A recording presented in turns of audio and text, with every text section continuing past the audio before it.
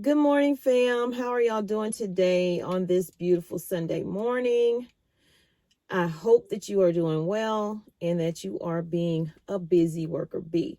So you see the title in here. I had the story yesterday, but I'd already done 3 stories. And I said, you know what? You're supposed to be cutting back. Why are you doing 3 stories? So let's just get right into it. So it's not a long video. What would happen today if the banks were to freeze your funds? How would you support your family? How would you feed your family? How would you pay your bills? How would you fuel your vehicle to get back and forth to work or church or wherever you're going? So what's happening right now is it has happened before, and it will happen again. And especially with the way the economy is, everybody want to hold on to your money. Okay. So I would definitely encourage you, and I can't tell you what to do. Let's get it right before somebody come for me in the comments. I'm not telling you to take your money out of the bank. What I am saying though, you might want to have that emergency fund available to you. So it's ironic that I had this story to do yesterday, and then I saw that AP had done a story similar.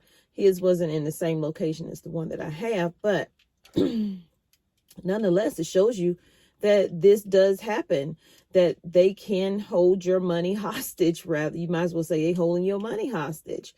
You're feeling like you have been robbed when you go and you try to get funds out of your savings account. Whether it's an emergency or not an emergency, it's still your money that you worked very hard for, and somebody telling you you can't get it. So this happened in Lebanon, and it happened at 5 banks. Now, it doesn't say if it's the same bank, meaning, bank one, but 5 of the same banks, but it did say 5 banks. So I'm just going to read the article, and I will leave this article either in the description box or as a pinned comment, which is something I probably need to do more often. I usually leave it in the description box, but okay. So the article reads, 5 banks in Lebanon held up by depositors demanding access to savings. So what happened is, they were told they could not get their money out of their savings account. Well, that wasn't good enough. And I don't know if it had been going on for a long, long time. And this was, this article is from Friday, September 16th, and it happened on Friday in Lebanon. Okay. A Lebanese policeman stands guard next to a bank window that was broken by depositors who attacked it, trying to get blocked money in Beirut on Wednesday. Okay, so it does say that. On Wednesday, September 14th is when the accounts were frozen. So that Friday, I guess after people kept trying to get their money and couldn't get it, they say, well, I'm going to take it. It doesn't make it right, but I mean, I understand it. So depositors held up at least 5 separate banks around Lebanon on Friday in an attempt to retrieve savings that were frozen in the banking system. In one of the incidents, an armed man entered a bank in the South Lebanese city of Gazia and poured gasoline on the floor of the building, threatening to burn the branch if he could not access his money.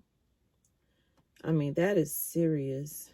So he was able to retrieve $19,200 from the bank and handed it to someone who was waiting for him outside the bank before handing himself in to authorities. So that lets me know that he really, really needed that money. And it was his money that he had worked for. It's like that number, 19,200, is a very specific number, which kind of lets me know this is what he had in the savings, and he just wanted it for whatever reason. It could be family emergency. It could be whatever. It doesn't matter. If you have worked for your funds, you want your coin when you want your coin, okay? So he even turned himself. He didn't try to. Now, if you rob a bank, you trying to get away. This man has a conscience. You have to read between the lines. He has a conscience. He only wanted what he earned. He only wanted what he had worked for. You don't know how long it took him to get $19,200 saved up in his bank account. That's why I say maybe you should have a little extra funds, you guys, if these banks decide something's going to happen or something is happening and we need to freeze accounts. So the article also goes on to say the man was allegedly armed, but the situation was under control and no one was harmed. A man who claimed to be an eyewitness to the incident and was interviewed said it seems something was planned for this day. An investigation is ongoing. I believe, yeah, something was planned. People got tired of being told, no, you can't get your money today, sir or ma'am. And they planned it. So following the incident, Interior Minister called for an emergency security meeting to discuss further security measures that can be taken in light of the increasing bank storming incidents. Lebanon's banks have locked most depositors out of their savings since an economic crisis took hold 3 years ago, leaving much of the population unable to pay for basic necessities. Oh my gosh. The holdups came 2 days after similar episodes unfolded at two different Beirut banks. In one, a woman named Sally took $20,000 from her account after storming a bank holding what she later claimed was a toy gun. Y'all, this is getting serious. This has gotten serious. This can happen here in the United States. Let the banks decide they're going to freeze our money, our money. And you're going to see a lot of this that's happening in Lebanon happen here in the United States, okay? Because of an economic crisis. We are dealing with the economic crisis now, here. This economic crisis took place 3 years ago. So 3 years they've been waiting for it? And them people said, heck no. No, you're not doing this. I need to pay my lights, my water. I need to pay my rent. I need to buy food. I need to buy clothes. I mean, y'all, I know I'm being melodramatic, I guess, but let me tell you, you freeze my money, I would consider it. But I'm not going to do it. But I would consider it. Like, you know, these people better get my money. If y'all think this can't happen here, you need to think again, because and it don't matter who you are and how much money you have. Look at what's going on with Wendy Williams right now, the talk show host who's dealing with, you know, drug and alcohol dependency, and people, Wells Fargo froze her accounts. She got people working for her that she can't even pay. She can't even pay for her son who is in college, and he's the one helping to take care of her. He took $100,000 out of her account. She gave him her Amex card. And he spent $100,000. They tried to make it seem like this young man was stealing his mom's money, but come to find out, he was taking that money to pay people around her to continue to care for her, to pay doctors because she have to see special doctors because she has some kind of illness. They tried to villainize this young man in the news because they want to control her millions. She has millions of dollars. So don't think it can't happen to you with your $500 or your $10,000, because it can. Why do you think they want to know how much money you have? What you doing with it? Because they want to be able to track that money down when they decide if they are going to freeze your money. And if things continue to be the way they are now or get worse, I can see this happening. I can see them freezing accounts. So, do what you will. I'm just putting it out there, okay? So I'm going to close this video and I'm going to leave you with this. It flashed me back because I had forgotten about it.